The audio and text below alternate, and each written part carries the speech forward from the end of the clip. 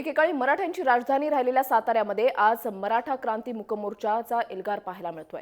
या मोर्चासाठी राज्यभरातून लाखो मराठा कार्यकर्ते साताऱ्यामध्ये दाखल झाले। तसंच साताऱ्यातील राष्ट्रवादी काँग्रेसचे खासदार उदयनराजे भोसले देखील या मोर्चामध्ये सहभागी झाले। साताऱ्यातील शाहू स्टेडियम पासून या मोर्चाला सुरुवात झाली।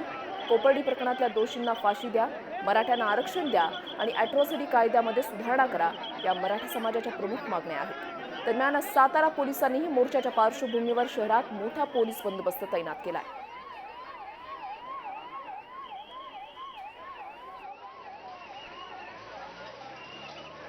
त्यात आम्ही सहभागी झालोय। आम्ही एका महिलांचं प्रतिनिधित्व करतो आहोत, इथल्या सगळ्या साताऱ्यातल्या तसेच महाराष्ट्रातल्या पूर्ण मराठी महिलांचं।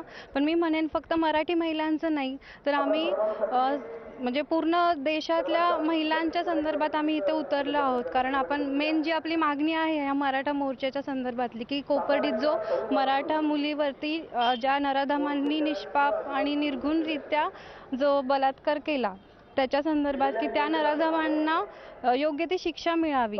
माझी अशी भूमिका आहे की मी ॲक्च्युली जरी मराठा नसले तरी मी हिंदू आहे, मी माळेची आहे। म्हणजे त्यामुळे मला असं वाटतं की मराठ्यांना आरक्षण मिळावं।